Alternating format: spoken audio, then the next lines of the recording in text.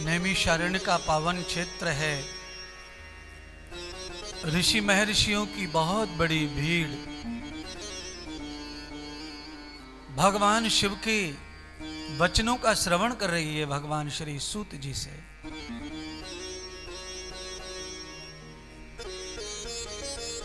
भगवान सूत जी भगवान महादेव का गुणान वादन कर रहे हैं। हिमालय से समस्त ऋषि पहुंच गए नैमिषारण्य में।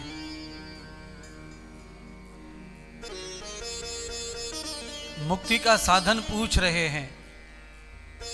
क्या है मुक्ति का साधन? कौन सा दान, कौन सा भजन, कौन सा तप, कौन सा संयम, कौन सा आचरण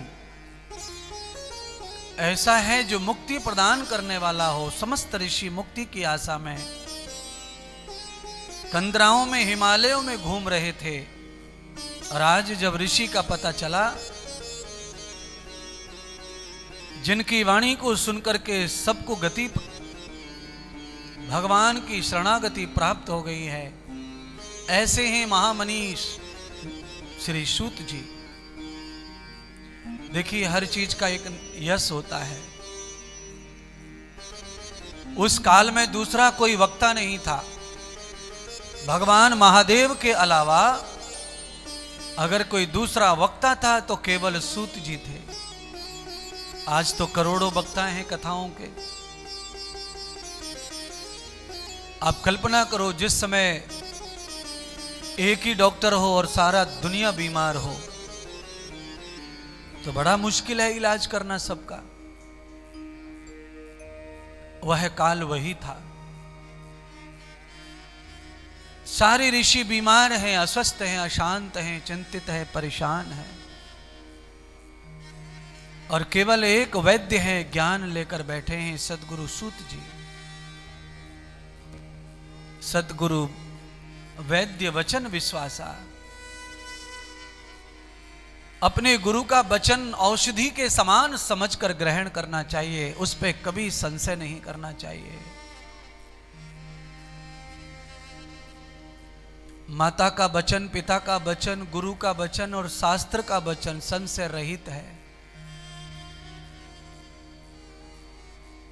चाहे वचन में संशय हो या होगा, पर सुनने वाले को संशय नहीं करना चाहिए। गोस्वामी कहते हैं, रामायण ग्रंथ में लिखते हैं कि इन पर विचार करने की जरूरत नहीं है, सोचने की जरूरत नहीं है। आंख बंद करके इसे सुन लो, ग्रहण कर लो और मान लो। शास्त्र का वचन, माता पिता का और गुरु का वचन हमेशा कल्याणकारी होता है। चाहे वो वचन बनावटी हो, उसमें कोई विशेषता ना हो, तो भी वो वचन कल्याणकारी होता है। क्यों? क्योंकि गुरु वाक्य के अनेक अर्थ होते हैं, केवल एक अर्थ नहीं होता एक शब्द का। हो सकता है कोई शब्द ऐसा होता हो बोलने में जो अच्छा नहीं लगता, पर नहीं अच्छा लगता है तो भी उसका अर्थ अच्छा हो सकता है उसका अर्थ हमें नहीं पता हो। हम जो अर्थ जानते हैं बस वही मानकर बैठ गए। अनेक अर्थ होते हैं, पर कम से कम दो अर्थ तो होते ही हैं। इसीलिए शब्द के उन दो अर्थों को जरूर समझना चाहिए। एक अर्थ अच्छा ना लगे तो उसके दूसरे अर्थ की खोज करनी चाहिए कि इसका दूसरा मीनिंग क्या हो सकता है। महात्मा ने ऐसा क्यों बोला, क्यों बोला, उस पे तो झगड़ा लड़ाई हो सकती है, पर उसका मीनिंग ढूंढा तो उसका समाधान निकल सकता है।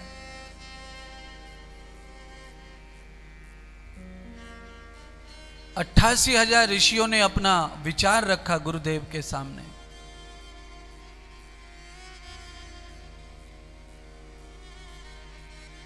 और वो विचार एक ही है।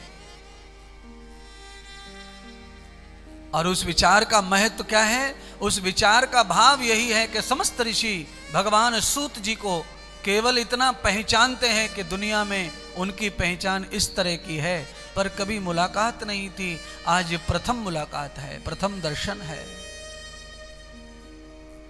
पर डॉक्टर से पहचान हो जाए तो ठीक है, अगर डॉक्टर के साथ पहचान नहीं है तो भी मरीज को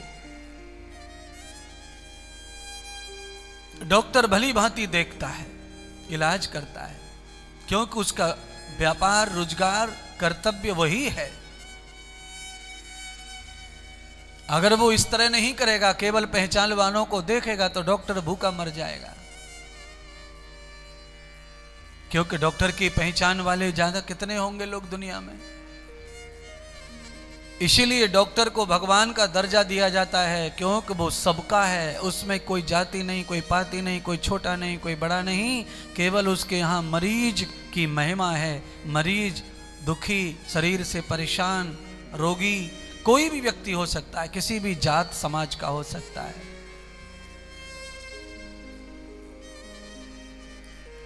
सुविधा, धन के अनुसार सुविधाओं में फर्क आता है, पर वैद्य और डॉक्टर जो है इलाज करते हैं।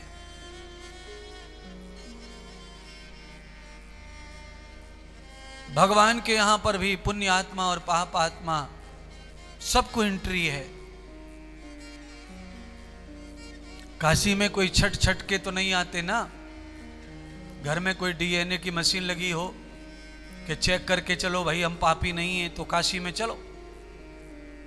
काशी वाला महात्मा महादेव केवल पुण्य आत्माओं को ही स्वीकार करेंगे ना, पाप आत्मा चाहे पुण्य आत्मा, दोनों को एंट्री है यहाँ, दोनों को समान एंट्री है। दोनों ही मंदिर में जाते हैं, दोनों ही गंगा नहाते हैं, दोनों ही बैठे हैं, और दोनों का ही भगवान शिव सुनते हैं, और दोनों के ही कान में मंत्र देते हैं। पापी से पापी के भी कान में तारक मंत्र देते, बिन मांगे दीक्षित करते उसको। दीक्षा मांगनी भी नहीं पड़ती महादेव से, क्योंकि वो परम गुरु है।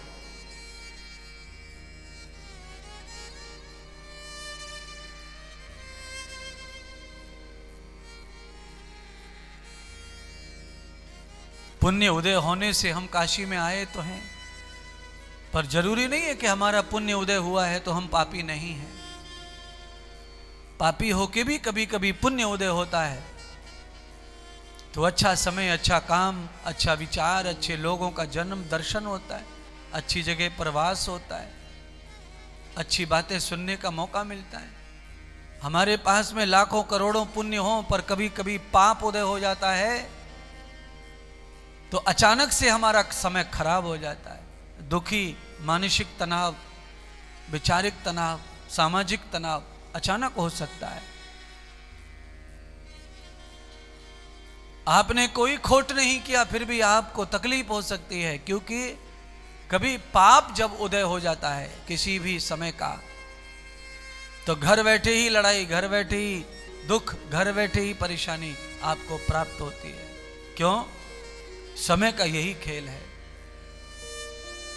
समय बदलता है तो व्यक्ति के पाप और पुण्य भी रोज बदलते हैं, परिवर्तन करते हैं। चक्र है वो पाप पुण्य का, जो दिन भर घूमता रहता है। कौन से समय कब क्या पुण्य और कब क्या पाप उदय होगा, प्रकट होगा, और वैसे परिणाम हमारे जीवन में दिखेंगे, समझ में आएंगे। इसीलिए पाप और पुण्य की जो गठरी है वो हमारे साथ ही बंधी है, हर समय साथ रहती है। आप सभी कपड़े लत्ते उतार कर भगवान शिव का पूजन करने जब बैठते हैं अधोवस्त्र पहनकर, तो भी पाप आपके ऊपर लदा रहता है।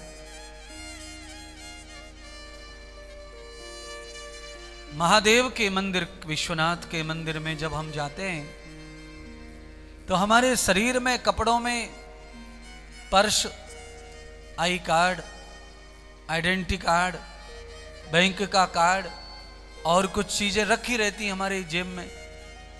मंदिर में चले जाते हैं, दर्शन कर आते हैं, लौट आते हैं, वो सामान ज्यों की त्यों रखा रहता है जेब में। तो जिस प्रकार से मंदिर में जाते समय सामान भी जेब में रखा रहता है, वैसे ही पाप और पुण्य भी हमारे साथ ही रखे रहते हैं। वो कहीं जाते नहीं हैं, वो साथ ही रहते हैं। इसीलिए कभी कभी